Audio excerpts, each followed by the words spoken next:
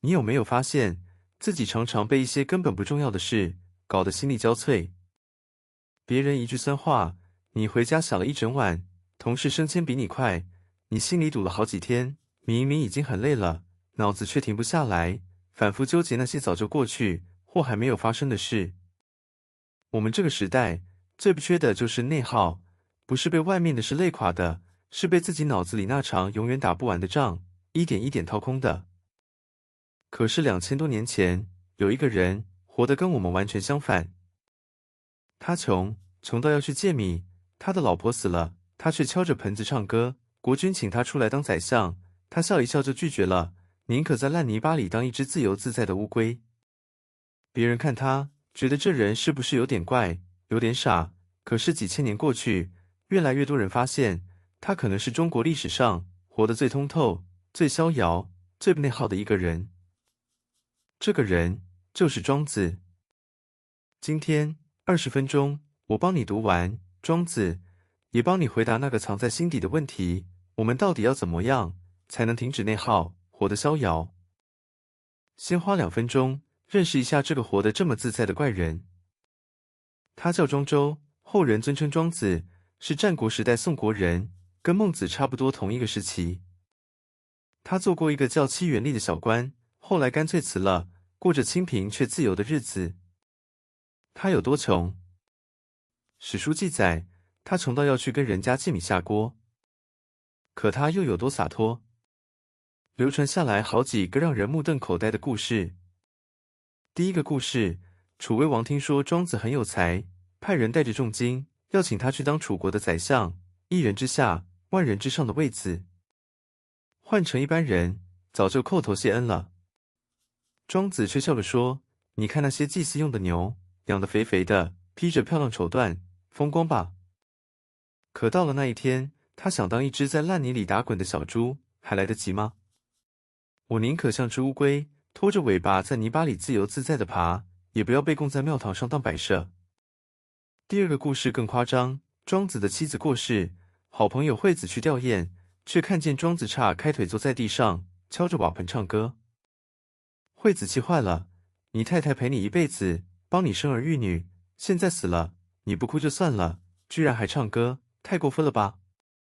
庄子说：“他刚走时，我怎么可能不难过？可是我静下来一想，他本来就是从天地之间来的，如今只是回到天地之间去了，就像春夏秋冬自然的转换。他安安静静睡在天地这个大房间里，我却在旁边嚎啕大哭，那不是太不懂得生命的道理了吗？”你可能觉得这人不近人情，但再想一层就会发现，他看事情的角度跟我们不在同一个层次。我们被一份工作、一段关系、一个身份绑得死死的，他却站在更高的地方，看清了什么是真正重要的，什么只是过眼云烟。这本《庄子》跟老子的《道德经》一起被视为道家最重要的2部经典。如果说老子讲的是治国处世，那庄子讲的就是一个人怎么安顿自己这颗心，活得自由不内耗。接下来，我用《庄子》里的5个重点，把这套停止内耗、活得逍遥的活法讲给你听。如果要用2个字总结庄子，那就是逍遥。整本书的第1篇就叫《逍遥游》，讲的就是怎么活得自由自在、无拘无束。但庄子说的逍遥，不是叫你躺平摆烂，什么都不管。他讲的自由，是一种新的自由，是你的心不再被外面那些东西绑架。什么东西在绑架我们？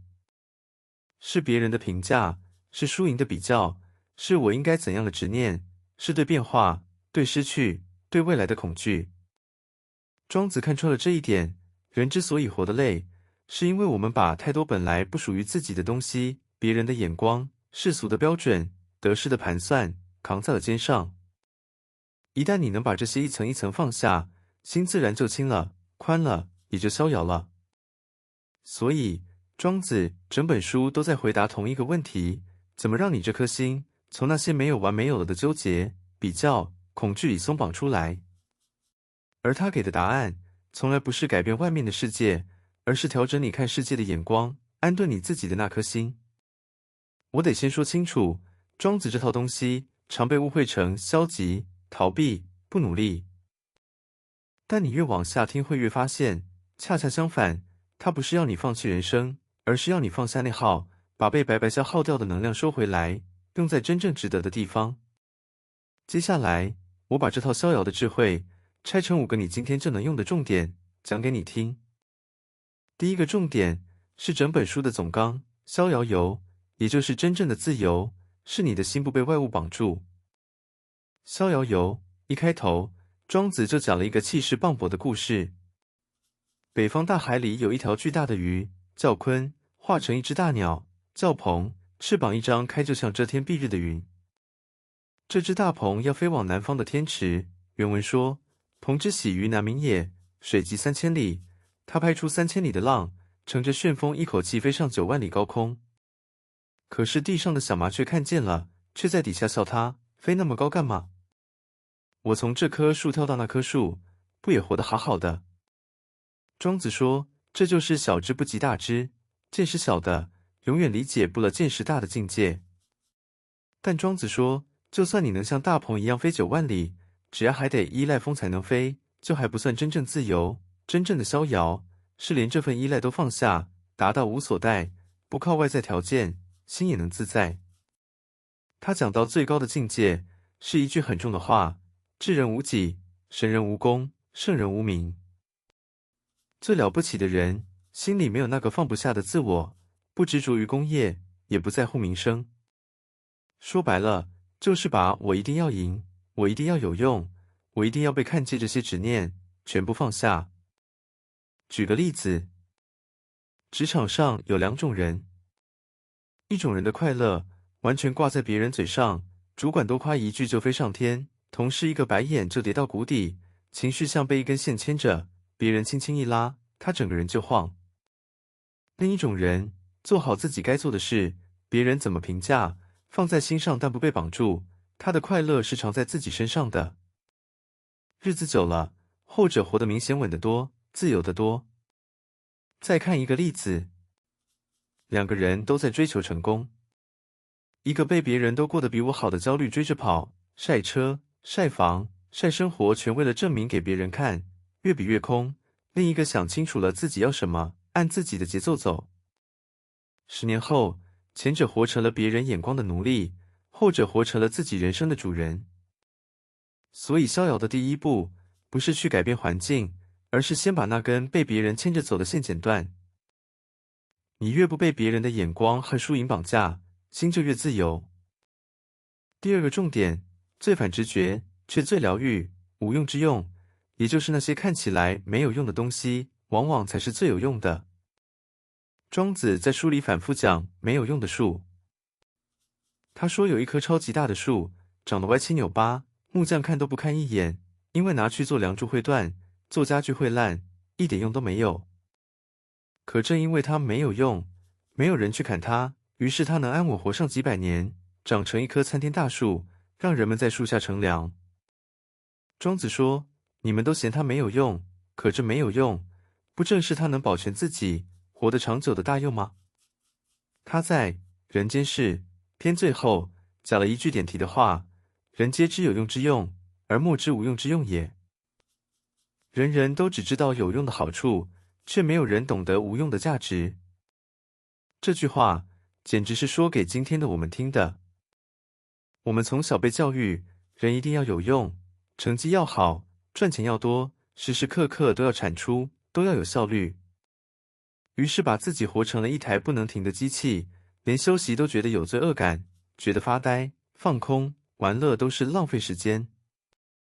举个例子，一个人把行事历塞得满满的，每一分钟都要有产值，连周末都排满了学习和进修，结果把自己逼到焦虑、失眠、燃烧殆尽。后来他学会了留白，每天空出一段什么都不做的时间，散散步、发发呆、看看天。神奇的是，正是这些没有用的空白，让他的脑子重新活了过来，灵感、效率、心情反而都变好了。那段无用的时间，成了他最大的有用。再看一个例子，很多人觉得跟工作无关的兴趣都是不务正业，画画、养花、弹琴、爬山，能当饭吃吗？可往往就是这些没有用的爱好，在你最低潮、最撑不下去的时候，悄悄接住了你，成了你心灵的避风港。一个只剩下有用的人生是很脆弱的，那些看似无用的东西，才是让你活得丰厚、撑得住的底气。所以从今天起，请你允许自己没有用一下，不必每分每秒都在拼，都在卷，给自己留一点白，留一点闲。那些看起来没有用的时光，往往正在悄悄滋养着你。第三个重点是庄子帮我们松绑的一帖良药——起悟，也就是放下你心里那把不停在比较、在分别的尺。起悟论是庄子里最烧脑也最深刻的一篇。起悟的意思是，天地万物看起来千差万别，可是从更高的角度看，其实是平等其一的。庄子说了一句很有名的话：天地与我并生，而万物与我为一。天地跟我一同存在，万物跟我本是一体。这听起来很玄，但它要破的是我们脑子里那套没有完没有了的分别心，总爱把事情切成两半，这个好，那个坏，我赢了，你输了，然后死死抓着好的那边，拼命排斥坏的那边，痛苦就这么来了。庄子提醒你，很多所谓的好坏、对错，其实没有绝对标准，都是人自己分出来、比出来的。你眼中天大的事，换个角度，可能根本不算什么。他讲过一个有名的故事，叫朝三暮四。养猴子的人说早上给3颗果子，晚上给4颗，猴子全气炸了，改口说早上4颗，晚上3颗，猴子又高兴得不得了。其实总数1颗都没有变，只是顺序换了一下。我们很多时候不就是那群猴子吗？被表面的不一样牵着情绪走，却没有看见本质上根本没有差。举个例子，同事升迁比你快，你心里很不是滋味，觉得自己输了。可是放到更长的时间轴上看，他升得快，扛的压力，加的班，得罪的人也多，你慢一点，却换来了稳定和喘息的空间。所谓输赢，根本没有你当下感觉的那么绝对，是你那把一定要比别人强的尺，把自己给割伤了。再看生活里的例子，社群网络上大家都在晒最光鲜的一面，你滑着滑着就觉得全世界只有我过得最差。可那只是你拿自己的幕后去比别人的舞台，硬放在同一把尺上比，输的永远是你的好心情。所以今天，请你试着放下那颗爱比较、爱分别的心，少分一点高低好坏，多看一点事情的全貌。当你不再事事都要争个输赢对错，你会发现，心里那块一直紧绷的地方，突然就松开了。第4个重点是庄子面对人生无常的大智慧：安时处顺，也就是接受变化，顺应自然，不跟命运硬碰硬。人这一辈子最大的痛苦来源之一，就是事情不如我所愿。计划赶不上变化，努力换不来结果，意外说来就来，我们总想牢牢抓住一切，可偏偏什么都抓不住，于是活得又紧张，又焦虑，又不甘心。庄子怎么看？他在《大宗师》里讲了一句很通透的话：安时而处顺，哀乐不能入也。意思是，安于当下的时运，顺应自然的变化，那么悲伤和欢喜就再也扰乱不了你的心。注意，庄子讲的顺其自然，不是要你认命躺平，什么都不做。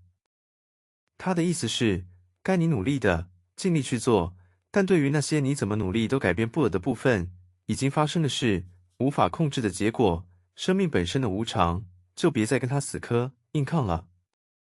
接受它，顺着它，你才有力气往前走。举个例子，一个人投入了好几年的项目，最后因为大环境变化整个泡汤。一种人会一直困在为什么是我，早知道就不该的悔恨里，越想越痛，把自己彻底困死。另一种人会接受这件事就是过去了，把它当成一段经历，一个教训，擦干眼泪，重新出发。同样的打击，前者被他击垮，后者却能消化它，跨过它。差别就在能不能安时处顺。再看生活里的例子，年纪渐长，身体会走下坡，亲人会老去离开，孩子会长大远行，这些都是我们抗拒不了的自然规律。一直抓着不放，拼命跟时间对抗的人，活得又苦又怨。能坦然接受有些东西本来就会变，会走的人，反而能珍惜当下，活得平静。对抗无常，你永远是输家；接纳无常，才能跟生活和解。所以今天，请你练习在心里松一松那只紧抓的手，尽你该尽的力，然后把剩下的交给自然。能改变的，去改变；不能改变的，就接受它。这不是认输，这是真正的成熟与自由。最后一个重点是贯穿整本《庄子》的核心功夫，也是停止内耗的总开关——虚己与坐忘。说白了，就是放下那个沉重的我执。庄子发现，人之所以内耗，根源就在一个太大、太重的我。我一定要对，面子不能丢，别人怎么可以这样对我？这场内心戏几乎全绕着我在打转。我越大，你就越容易受伤，越累。庄子的药方叫虚己。他在《山木》篇讲过一句很妙的话：人能虚己以游世，其孰能害之？一个人如果能把自己放空，以一种谦虚、不争的姿态行走于世间，那还有谁能伤害得了他呢？他打了个绝妙的比方：一艘船在河上飘，撞过来一条空船，你不会生气，可如果那船上有人，你立刻就破口大骂。差别只在于对方是不是有人。你要是能把自己也活成一条空船，把那个处处要计较的我放空，这世上绝大部分的气，自然就伤不到你了。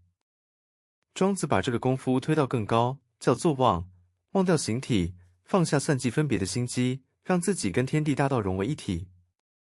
把那个紧绷计较的小我忘掉，你才能接通一个更自在的世界。举个例子，同事在会议上当众反驳你，让你下不了台。如果你那个我很大，你会立刻觉得他在针对我，回家气半天，睡不着。可如果你能虚己一点，把焦点从我的面子移开，你会发现，他针对的也许只是这件事，不是你这个人。就算真的是，那也是他的问题，何必拿别人的错误惩罚自己？再看日常，很多让我们夜不能寐的纠结，别人一句无心的话，一个没有回的讯息，一件早就过去的小事，说到底，都是那个放不下的我在反复咀嚼，自我折磨。当你能把我看淡一点，那些原本能掀起惊涛骇浪的事，慢慢就变成一条条空船，轻轻擦过，留不下痕迹。所以今天，当你又开始内耗的时候，试着问自己一句：是这件事真的有那么严重，还是我那个我放不下？把我放轻一点，你会发现，能伤到你的事，原来那么少。好，20分钟快到了，我们把庄子今天的5个重点串成一条通往逍遥的路复习一遍。第一，逍遥游，真正的自由是心不被外物绑住，把那根被别人牵着走的线剪断。第二，无用之用，看似没有用的，往往最有用，允许自己留白，别把人生塞满。第三，起悟，放下爱比较、爱分别的心，少争一点输赢对错，心就松开了。第四，安时处顺，接受变化，顺应自然，能改变的去改变，不能改变的就接受。第五，虚己坐忘，放下那个沉重的我执，把自己活成一条空船，内耗自然就停了。你发现了吗？庄子从头到尾都在讲同一件事，我们的痛苦大多不是世界给的，而是我们的心抓着太多东西不肯放。松开外物，松开效率，松开比较，松开控制，松开自我，5个重点其实是同一个动作的5种练习。放下。真正的逍遥，从来不是拥有的更多，而是放下的更多。当你把肩上那些不属于你的重担一件件卸下，你会发现，原来活着可以这么轻，这么自在。听完很舒服，但你明天就忘了，那这20分钟就白费了。所以我只给你一个，今天就能开始做的小练习。庄子最厉害的本事是换一个角度看事情，他总能跳出当下的情绪，站到更高、更远的地方，重新看一遍自己的处境。所以从今天起，每当你又开始内耗，被一件事卡住，纠结到睡不着的时候，试着做一个庄子式的提问，问自己3句话：第一，这件事1年以后还重要吗？第二，换做一个活得最通透的人，他会怎么看？第三，我现在的痛苦有多少是事情本身，又有多少只是那个放不下的我在自己加戏？你会发现，光是这样往后退一步，往上站一点，很多原本天大的事，瞬间就缩小了，很多原本解不开的结，自己就松了。